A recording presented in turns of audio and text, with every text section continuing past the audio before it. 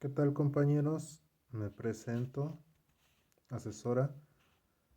Mi nombre es Ángel Cerrato Sánchez. Soy alumno de la Universidad Virtual del Estado de Guanajuato, con matrícula 20013319, en nombre de la licenciatura Derecho,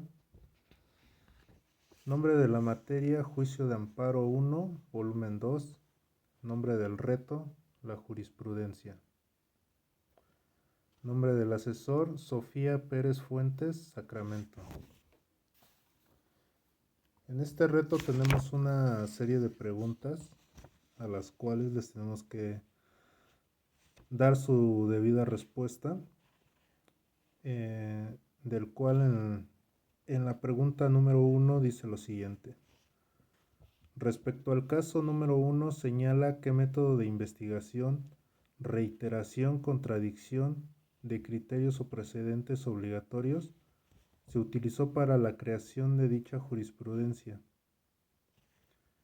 Bueno, pues en este supuesto se utilizó el método de reiteración. ¿Qué quiere decir esto? Que es una petición formulada ante la Suprema Corte de Justicia de la Nación por considerar que es necesaria su intervención para la resolución de un asunto por sus características especiales de interés o trascendencia para el Estado mexicano, ya que así se da a conocer en la Ley de Amparo, en su artículo 224, que a su letra dice: la jurisprudencia por reiteración se establece por los tribunales colegiados de circuito cuando sustenten por unanimidad un mismo criterio en 5 sentencias no interrumpidas. Las cuestiones de hecho o de derecho que no sean necesarias para justificar la decisión no serán obligatorias.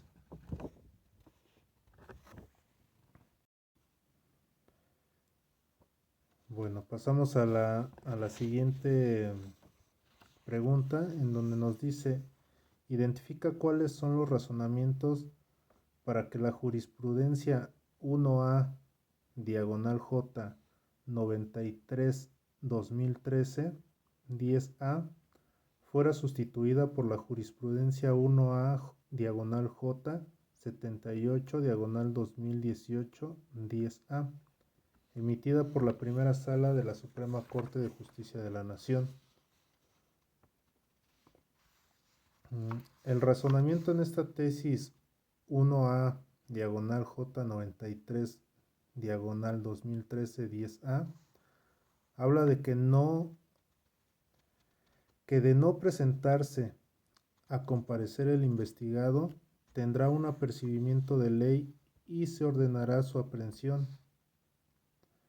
Entonces, el auto con apercibimiento de aprehensión que emite la autoridad jurisdiccional es un acto que transgrede el derecho sustantivo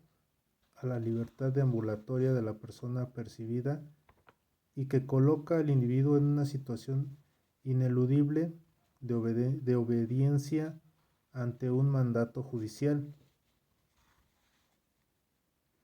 perturbándolo en su esfera jurídica de manera inminente por el solo hecho de no acudir, ya que a partir de ahí puede ordenarse y ejecutarse su aprehensión. Ahora bien, en la tesis 1A diagonal J 78 2018 10A,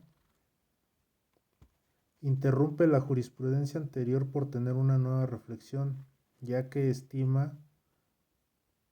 porque la citación a esa audiencia en las legislaciones locales mencionadas es semejante a la prevista en el artículo 141 del Código Nacional de Procedimientos Penales para la citación a la audiencia inicial y de la lectura sistemática de las fracciones 1 y 2 del artículo mencionado. Se advierte que la citación de la persona investigada a la audiencia inicial, en la que habrá de formularse imputación en su contra, por sí sola, no es un acto que afecte su libertad personal, al tratarse de una simple comunicación del juez, a petición del Ministerio Público, en el sentido de que se requiere su presencia para el desarrollo de una audiencia en la que se formalizará la investigación que se sigue en su contra y se formulará la imputación respectiva, audiencia en la que podrá o no ser vinculatoria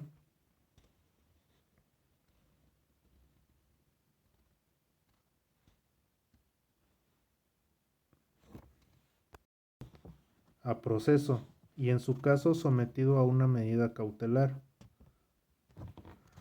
No obsta lo anterior el hecho de que conforme a la fracción 2 del precepto citado, en caso de no comparecer injustificadamente, puede ordenarse su comparecencia forzosa, pues ello es un acto futuro de realización incierta, al estar condicionado a que el citado no asista, sin justificación, y el representante social solicite que se ordene su comparecencia mediante la fuerza pública, por lo que ese acto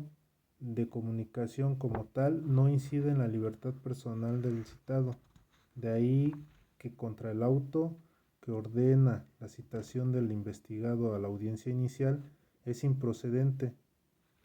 el juicio de amparo indirecto, pues se trata de un acto judicial fuera de juicio,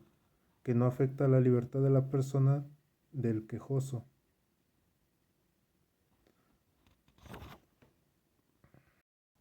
Que también del cual nos dice en la ley de amparo, en el artículo 107, que el amparo indirecto procede en su párrafo cuarto contra actos de tribunales judiciales, administrativos, agrarios o del trabajo, realizados fuera de juicio o después de concluido. Si se tratara de actos de ejecución de sentencia, solo podrá promoverse el amparo contra la última resolución dictada en el procedimiento respectivo, entendida como aquella que aprueba o reconoce el cumplimiento total del sentenciado o declara la imposibilidad material o jurídica para darle cumplimiento, o las que ordena el archivo definitivo del expediente, pudiendo reclamarse en la misma demanda las violaciones cometidas durante ese procedimiento que hubiere dejado sin defensa al quejoso y trascendido al resultado de la resolución. Pues así, en los procedimientos de remate, la última resolución es aquella que en forma definitiva ordena el otorgamiento de la escritura de adjudicación y la entrega de los bienes rematados, en cuyo caso se hará valer las violaciones cometidas durante ese procedimiento en los términos del párrafo anterior. Ahora tenemos la siguiente pregunta, que nos dice: respecto a los casos 1, 2 y 3, indica en qué época del Semanario Judicial de la Federación fueron publicadas las jurisprudencias. Bueno, en el caso 1, que es la tesis 1A diagonal J 102 diagonal 2011, fue publicada en la novena época. En el caso 2, que es la tesis 1A diagonal J 78 diagonal 2018 10A, se publicó en la décima época. El caso 3, que es la tesis P diagonal J 145 diagonal 2000, se publicó en la novena época. Continuamos con la otra pregunta, que dice: en el caso número 3, señala para qué autoridades es obligatoria la aplicación de dicha jurisprudencia. Bueno, pues esta jurisprudencia en el artículo 217 de la Ley de Amparo dice lo siguiente: la jurisprudencia que establezca la Suprema Corte de Justicia de la Nación será obligatoria para todas las autoridades jurisdiccionales de la Federación y de las entidades federativas con excepción de la propia Suprema Corte. La jurisprudencia del Pleno de la Suprema Corte de Justicia de la Nación será obligatoria para sus salas, pero no lo será la de ellas para el Pleno. Ninguna sala estará obligada a seguir la jurisprudencia de la otra. La jurisprudencia que establezca en los plenos regionales es obligatoria para todas las autoridades jurisdiccionales de la Federación y de las entidades federativas de su región, salvo para la Suprema Corte de Justicia de la Nación y los plenos regionales. La jurisprudencia que establezca los tribunales colegiados de circuito es obligatoria para todas las autoridades jurisdiccionales de la Federación y de las entidades federativas de su circuito, con excepción de la Suprema Corte de Justicia de la Nación, los plenos regionales y los tribunales colegiados de circuito. El siguiente planteamiento nos dice: en el caso número 1, identifica si se cumple con el requisito establecido en el artículo 223 de la Ley de Amparo respecto a los votos que debe emitirse para su aprobación. Que el artículo 223 dice lo siguiente: las razones que justifiquen las decisiones contenidas en las sentencias que dicten las salas de la Suprema Corte de Justicia de la Nación constituyen precedentes obligatorios para todas las autoridades jurisdiccionales de la Federación y de las entidades federativas, cuando sean tomadas por mayoría de 4 votos. Las cuestiones de hecho o derecho que no sean necesarias para justificar la decisión no serán obligatorias. Esto nos hace entender que si se cumplen los requisitos establecidos, pues los votos son de la siguiente manera, que dice: facultad de atracción 10/2007-PL, presidente de la Suprema Corte de Justicia de la Nación, 11 de julio del 2007, unanimidad de 4 votos. Ahora tenemos facultad de atracción 78/2010, magistrados integrantes del Tribunal Colegiado de Circuito del Centro Auxiliar de la Séptima Región,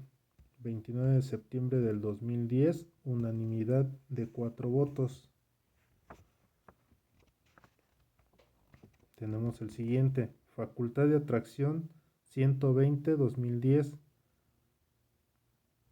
magistrados integrantes del Segundo Tribunal Colegiado del 22º Circuito, 27 de octubre del 2010, unanimidad de 4 votos. Facultad de atracción 168/2010, magistrados integrantes del Segundo Tribunal Colegiado en Materia Civil del Cuarto Circuito, 19 de enero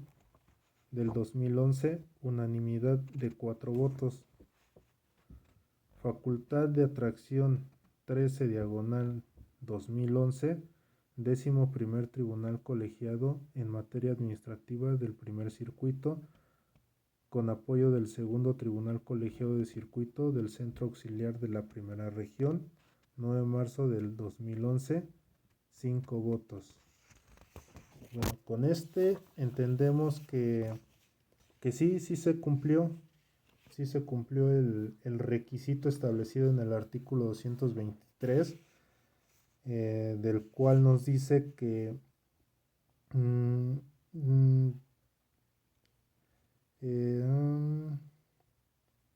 la Federación y las entidades federativas, cuando sean tomadas por mayoría de 4 votos, las cuestiones de hecho o de derecho que no sean necesarias para justificar la decisión no serán obligatorias. Pero esto sí nos da a entender que se cumplen los requisitos de los votos obligatorios. Como conclusión, tengo lo siguiente. La jurisprudencia son criterios estudiados de extrema importancia dentro del derecho, del cual obtenemos una certeza jurídica así como una interpretación correcta de la Constitución mexicana, pues la ley y la jurisprudencia llevan un papel en conjunto, ya que la jurisprudencia llena los vacíos que la Constitución no tiene esclarecidos como tal, y es ahí en donde los jueces y magistrados hacen cumplir lo que establece la Constitución. Pero también es importante resaltar que es un medio de defensa contra los abusos de las autoridades, pues sin la existencia de la jurisprudencia viviríamos en la incertidumbre de poder tener realmente justicia, sin que sean respetados los derechos humanos de cada individuo, así, así como sus garantías individuales. Bueno, eso sería todo de mi parte. Muchas gracias y hasta luego.